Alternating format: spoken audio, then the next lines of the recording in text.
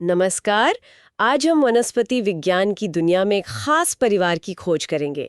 एक ऐसा परिवार जो दिखने में बहुत सुंदर है, पर जिसमें कई रहस्य भी छुपे हैं। जी। हम बात कर रहे हैं रैननक्यूलेसी कुल की। इसे आमतौर पर लोग बटरकप फैमिली भी कहते हैं। हाँ, बटरकप फैमिली, बिल्कुल। हमारे पास इस पर कुछ व्याख्यान नोट्स है, तो आज हम इन्हीं नोट्स के आधार पर समझेंगे कि इस परिवार में क्या खास है। जी। देखेंगे कि ये पौधे कैसे दिखते हैं, कहाँ पाए जाते हैं और इनका हमारे लिए क्या महत्व है। सुंदरता तो है ही, पर शायद दवाइयों में भी। हाँ, औषधीय महत्व भी काफी है इनका। अच्छा, आपने शायद वो पीले चमकीले बटरकप फूल देखे होंगे। जी। खेतों में या बागों में दिख जाते हैं अक्सर। हाँ, रैननक्यूलस बहुत आम है। या फिर वो ऊंचे नीले बैंगनी से फूल, लार्कस्पर कहते हैं शायद। जी, डेल्फिनियम, वो भी इसी परिवार का है। हाँ, डेल्फिनियम। तो ये जाने पहचाने पौधे इसी रैननक्यूलेसी परिवार से हैं, पर इनकी सुंदरता के अलावा भी बहुत कुछ है जानने को। बिल्कुल। देखिए, पौधों को समझने के लिए उनका वर्गीकरण करते हैं। बहुत गहराई में नहीं जाएंगे, पर मोटा मोटा समझ लेते हैं। ये फूल वाले पौधे हैं, एंजियोस्पर्मी। जी, बीज फल के अंदर। हाँ, और डाइकोटिलेडन्स है, मतलब 2 बीज पत्र वाले। हम्म। पत्तों में जाल जैसा शिरा विन्यास होता है। और फूल पंचतई होते हैं ज्यादातर। और इनकी पंखुड़ियां अक्सर अलग अलग होती हैं, यानी पॉलीपेटाले। फिर ये थैलेमी फ्लोरी श्रृंखला और रैनेलीज गण में आते हैं। ये नाम हमें इनकी विकासवादी स्थिति बताते हैं। इनमें कई आदिम लक्षण मिलते हैं। आदिम लक्षण, अच्छा, इस पर आगे बात करेंगे। जी बिल्कुल। ये कुल वैसे दुनिया भर में फैला है, खासकर उत्तरी गोलार्ध के जो ठंडे या समशीतोष्ण इलाके हैं वहाँ ज्यादा मिलता है। अच्छा, करीब 50 वंश हैं इसमें, और प्रजातियां तो 1900 से भी ज्यादा हैं, तो विविधता बहुत है। 1900 से ज्यादा। और भारत में इनकी क्या स्थिति है? भारत में भी ये मिलते हैं, करीब 20 वंश और कोई 154 के आसपास प्रजातियां यहाँ पाई जाती हैं। 150 से ज्यादा? हाँ, पर एक बात है, ये ज्यादातर पहाड़ी इलाकों में ही मिलते हैं, जैसे हिमालय। मैदानी इलाकों में उतने नहीं दिखते। ये दिलचस्प है कि ये पहाड़ों तक सीमित है ज्यादातर। हाँ, और कुछ आम उदाहरणों की बात करें तो जैसा आपने कहा, रैननकुलस, डेल्फिनियम, हाँ, क्लेमेटस की बेलें आती हैं इसमें। अच्छा, एनेमोन हैं जिन्हें विंड फ्लावर भी कहते हैं, थैलिक्ट्रम है, और वो नाइजेला। नाइजेला, कलौंजी। हाँ वही, कलौंजी या काला जीरा, वो भी इसी परिवार का सदस्य हैं। अरे वाह, कलौंजी भी! तो कई जाने पहचाने नाम है इसमें। जी, बागवानी करने वालों के लिए तो ये बहुत आम नाम है। चलिए, अब जरा देखते हैं कि ये पौधे असल में दिखते कैसे हैं। इनकी बनावट, इनका स्वभाव कैसा होता है। मतलब ये पेड़ हैं, झाड़ी हैं या कुछ और? ज्यादातर तो ये शाकीय पौधे होते हैं, हर्ब्स, मतलब तना नरम होता है। अच्छा, हर्ब्स। पर हाँ, कुछ झाड़ियाँ, श्रब्स भी हैं इस परिवार में। और इसमें भी विविधता है, जैसा आपने पहले कहा था। जी हाँ, बिल्कुल। जैसे क्लेमेटिस की कुछ प्रजातियां हैं, वो तो काष्ठीय लताएं होती हैं, मतलब लकड़ी जैसी मजबूत बेलें जो पेड़ों वगैरह पर चढ़ जाती हैं। अच्छा, बेले भी हैं। और दूसरी तरफ देखें तो रैननकुलस की कुछ प्रजातियां पानी में या उसके आसपास उगती हैं, जलीय होती हैं। पानी में भी? तो ये हर तरह के माहौल में मिलते हैं। काफी हद तक। और ये 1 साल जीने वाले भी हो सकते हैं, या फिर कई सालों तक जीने वाले, मतलब पेरिनियल। अच्छा, जो कई साल जीते हैं वो कैसे टिके रहते हैं? वो अक्सर जमीन के नीचे अपनी जड़ों या खास तरह के तनों, जैसे प्रकंद होते हैं, राइजोम, या कंदील जड़ें होती हैं, ट्यूबरस रूट्स, उनके सहारे जिंदा रहते हैं मुश्किल मौसम में। भोजन जमा करके रखते हैं। जमीन के नीचे। अब तने की बात करें तो ज्यादातर शाकीय ही होता है, जैसा आपने बताया। जी, और भूवर्षीय पौधों में वो भूमिगत प्रकंद पौधे को फैलाने में भी मदद करता है। अब आते हैं पत्तियों पर। इनमें भी शायद काफी भिन्नता होगी। हाँ, पत्तियों में भी विविधता है। तने पर लगने का तरीका अलग अलग हो सकता है। कभी एकांतर क्रम में लगती हैं, ऑल्टरनेट, जैसे रैननकुलस में। मतलब हर गांठ पर एक पत्ती। हाँ, या फिर आमने सामने जोड़ों में लग सकती हैं, ऑपोजिट, जैसे क्लेमेटिस में होता है। अच्छा, पत्तियां सरल हो सकती हैं या फिर संयुक्त, मतलब कई छोटे पत्रकों में बटी हुई। और इनका किनारा अक्सर हाथ की उंगलियों की तरह कटा फटा होता है, पाल्मेट रूप से। और आपने वो क्लेमेटिस अफिला का जिक्र किया था, उसमें पत्तियां कुछ अलग होती हैं। हाँ, वो बहुत दिलचस्प है। क्लेमेटिस अफिला में पत्तियां होती ही नहीं है, वो पतले धागे जैसे प्रतान बन जाती हैं, टेंड्रिल्स। टेंड्रिल्स। हाँ, वो जो सहारे से लिपट जाते हैं। जी हाँ, वही। ये पौधे को ऊपर चढ़ने में मदद करते हैं। ये दिखाता है कि पौधे कैसे अपने माहौल के हिसाब से खुद को ढाल लेते हैं। कमाल का अनुकूलन है ये। वाकई कमाल का है। अब फूलों के लगने के तरीके पर आते हैं। पुष्पक्रम, हम्म इसमें भी विविधता होगी? हाँ जी, यहाँ भी रेननक्यूलेसी परिवार पीछे नहीं है। बहुत विविधता है। कुछ में तो फूल अकेला लगता है, टहनी के सिरे पर, जैसे एनेमोन में या नाइजेला में। अकेला फूल। कुछ में फूल एक लंबे डंठल पर लगते हैं, नीचे से ऊपर खिलते हुए। असीमाक्षी या रेसीम कहते हैं इसे। डेल्फिनियम और एकोनिटम में ऐसा होता है। डेल्फिनियम में हाँ, वो लंबी सी लड़ियां होती हैं फूलों की। बिल्कुल। फिर क्लेमेटिस और थैलेक्ट्रम में फूलों के गुच्छे लगते हैं, पैनिकल। और रेननक्यूलस में एक और तरह का गुच्छा होता है, डाइकेशियल साइम। तो फूलों का अरेंजमेंट भी अलग अलग है। अब आते हैं सबसे खास हिस्से पर, फूल। आपने कहा था इनमें कुछ आदिम विशेषताएं दिखती हैं। जी हाँ, फूलों में ही इनकी सबसे खास बातें छुपी हैं। आमतौर पर इनके फूल सहपत्री होते हैं, मतलब फूल के नीचे एक छोटी पत्ती जैसी संरचना होती है। ब्रैक्ट कहते हैं उसे शायद। जी, ब्रैक्ट।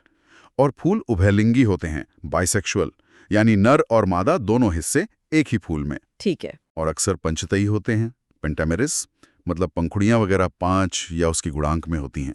ज्यादातर फूल त्रिज्या सम्मित होते हैं, एक्टिनोमॉर्फिक।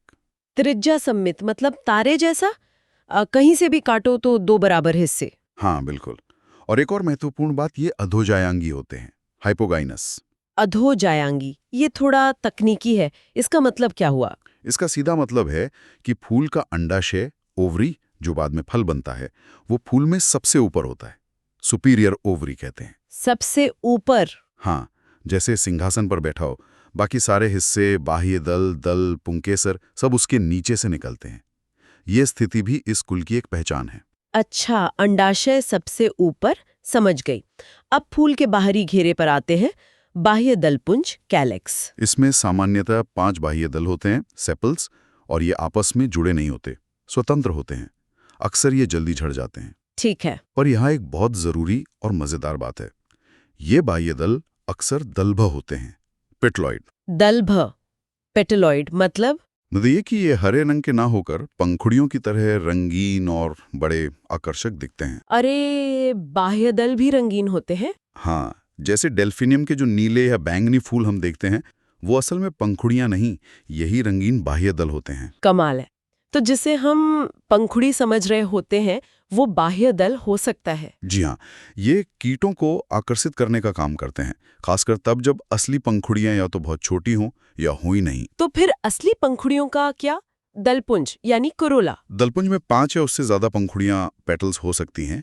ये भी स्वतंत्र होती हैं, लेकिन कई बार ये बहुत छोटी होती हैं या बहुत जल्दी झड़ जाती हैं। जल्दी झड़ने वाली? हाँ, कैड्यूकस कहते हैं। और कुछ प्रजातियों में तो ये होती ही नहीं है, जैसा मैंने कहा, उनकी जगह रंगीन बाह्य दल ले लेते हैं। अक्सर इन पंखुड़ियों के बेस पर या उनकी जगह पर मकरंद कोश होते हैं, नेक्टरीज, जो मीठा रस बनाते हैं कीटों के लिए। तो इस परिवार में पंखुड़ियों का होना, न होना या रूप बदलना, ये सब चलता रहता है। ये तो सचमुच बहुत दिलचस्प है। मतलब फूल की बनावट काफी लचीली है। अब आते हैं फूल के नर भाग पर, पुमंग, एंड्रोशियम। यहां फिर से वो आदिम वाली बात आती है, पुंकेसर, स्टेमेन्स, जो पराग बनाते हैं। हाँ। उनकी संख्या निश्चित नहीं होती, असंख्य होते हैं, बहुत सारे। और वो सब एक दूसरे से स्वतंत्र होते हैं, जुड़े हुए नहीं। ये भी रेननकुलेसी का एक मुख्य लक्षण है। असंख्य और स्वतंत्र पुंकेसर। जी, इनके परागकोश लंबाई में फटकर खुलते हैं और उनका मुंह बाहर की तरफ होता है, एक्स्ट्रोज। ये नोट करने वाली बात है, असंख्य और स्वतंत्र। और फिर सबसे अंदर का हिस्सा, मादा भाग, जायांग, गाइनोशियम। यहां भी वही कहानी है, अंडप, कार्पल्स, जो अंडाशय बनाते हैं। हाँ। तो उनकी संख्या भी अक्सर असंख्य होती है, बहुत सारी। और सबसे जरूरी बात, ये अंडप भी आमतौर पर एक दूसरे से स्वतंत्र होते हैं, एपोकार्पस कहते हैं इसे, जुड़े हुए नहीं होते। मतलब हर अंडप का अपना अलग अंडाशय। बिल्कुल, हर एक का अपना अलग अंडाशय, जो कि ऊर्ध्ववर्ती होता है, सुपीरियर, जैसा हमने पहले बात की। और बीजांड अंडाशय के किनारे पर लगे होते हैं, मार्जिनल प्लेसेंटेशन। तो असंख्य स्वतंत्र पुंकेसर और असंख्य स्वतंत्र अंडप, ये इस परिवार की खास पहचान हुई। और आप कह रहे थे ये पुरानी विशेषताएं हैं। जी हाँ, वनस्पति विज्ञानी मानते हैं कि फूलों के विकास के शुरुआती दौर में शायद ऐसे ही हिस्से ज्यादा संख्या में और स्वतंत्र होते थे। जुड़ने और संख्या निश्चित होने का विकास बाद में हुआ।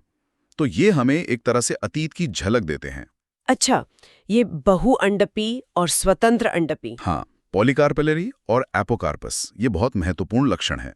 फूल के बाद बनता है फल, उसमें क्या खासियत है? क्योंकि अंडप स्वतंत्र होते हैं तो फल भी एक गुच्छे जैसा बनता है। पुंज फल कहते हैं, एग्रीगेट फ्रूट। मतलब एक ही फूल से कई छोटे छोटे फल एक साथ बनते हैं। एक फूल से कई फल? हाँ, छोटे छोटे। ये आमतौर पर सूखे होते हैं, जैसे एकीन, जो फटते नहीं, बटर कप में ऐसे होते हैं। या फिर ये फॉलिकल हो सकते हैं, जो एक तरफ से फटते हैं। डेल्फिनियम या एकोनिटम में ऐसे होते हैं। कभी कभी कैप्सूल या बहुत कम मामलों में गूदेदार बेरी भी बन सकती है। अच्छा, और इन फलों के अंदर बीज होते हैं, उनमें कुछ खास? बीजों के अंदर भ्रूण को पोषण देने के लिए तैलीय भ्रूणपोष होता है, ऑयली एंडोस्पर्म। भ्रूण खुद काफी छोटा सा होता है और जब बीज उगता है तो बीज पत्र जमीन के नीचे भी रह सकते हैं या बाहर भी आ सकते हैं। इन सब चीजों को संक्षेप में बताने के लिए वैज्ञानिक पुष्पीय सूत्र और आरेख का इस्तेमाल करते हैं, है ना? जी हाँ, फ्लोरल फॉर्मूला और फ्लोरल डायग्राम, वो एक तरह से फूल का पूरा नक्शा या ब्लूप्रिंट होते हैं। कौन सा हिस्सा कितना है, कैसे जुड़ा है, कहाँ स्थित है, सब पता चल जाता है। पर हाँ, वो थोड़े तकनीकी होते हैं। हाँ, उसमें अभी नहीं जाते। तो हमने इनकी बनावट और कुछ दिलचस्प बातें समझी, लेकिन ये पौधे हमारे किस काम आते हैं? इनका आर्थिक महत्व क्या है? देखिए, सबसे पहली बात तो इनकी सुंदरता ही है। ये बहुत अच्छे सजावटी पौधे हैं, ऑर्नामेंटल्स। हाँ, वो तो है। डेल्फिनियम के वो ऊंचे नीले बैंगनी फूल, रैननकुलस के चमकीले पीले या दूसरे रंगों के फूल, एनेमोन के नाजुक रंग बिरंगे फूल, नाइजेला के वो अनोखे दिखने वाले फूल और बाद में उसके बीज के कैप्सूल भी सुंदर लगते हैं। एकोनिटम के हुड जैसे फूल, ये सब दुनिया भर के बगीचों में लगाए जाते हैं। बिल्कुल, बगीचों की रौनक बढ़ाते हैं ये। पर सुंदरता के अलावा क्या इनका कोई और उपयोग भी है? हाँ, और यहीं पर इस परिवार का एक और, बल्कि कहें तो ज्यादा गंभीर पहलू सामने आता है। इनके औषधीय गुण, मेडिसिनल प्लांट्स। अच्छा, दवाइयों में भी इस्तेमाल होते हैं? जी हाँ, लेकिन यहाँ एक चेतावनी भी है। इस परिवार के कई पौधे बहुत शक्तिशाली रसायन बनाते हैं।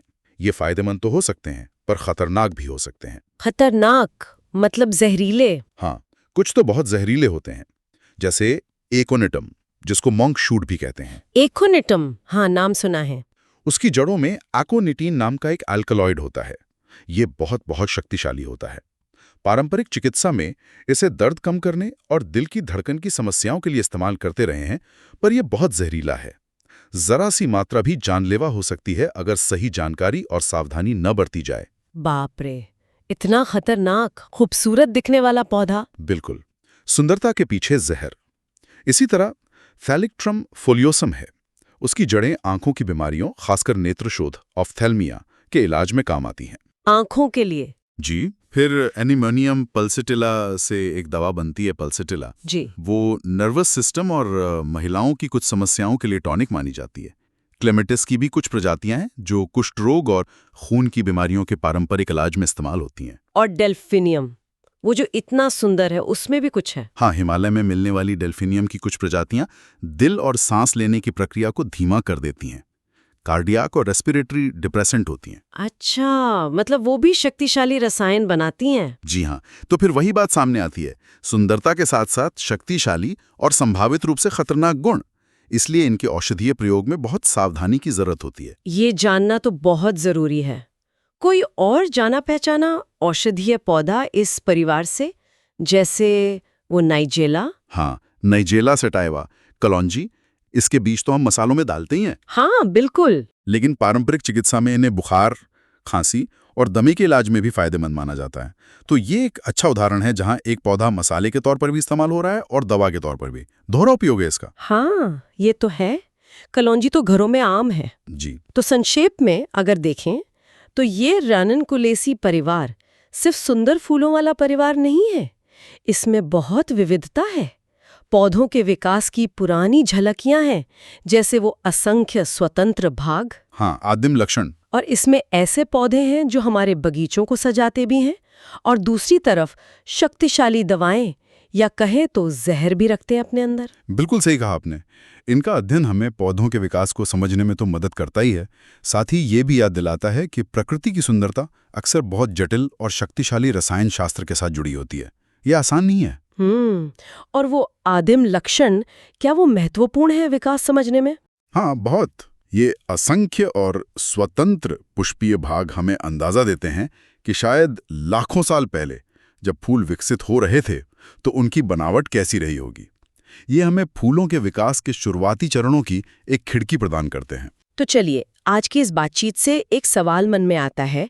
जब हम जानते हैं कि रैननकुलेसी परिवार के कुछ पौधों में एकोनिटिन जैसे शक्तिशाली खतरनाक तत्व हैं, या वो दिल और सांस को धीमा कर सकते हैं, तो फिर कैसे, मतलब पारंपरिक ज्ञान और आज का विज्ञान मिलकर कैसे इनके फायदों को सुरक्षित तरीके से इस्तेमाल करने का रास्ता निकाल सकते हैं, खासकर जब इतना जोखिम जुड़ा हो? ये बहुत महत्वपूर्ण सवाल है। संतुलन बनाना जरूरी है। हाँ, या फिर बस यही सोचें कि हमारे आसपास, हमारे बगीचों में दिखने वाले कितने साधारण से लगने वाले पौधों में ऐसे जटिल रासायनिक रहस्य छुपे हो सकते हैं जिनका हमें अंदाजा भी नहीं है। बिल्कुल, प्रकृति रहस्यों से भरी है।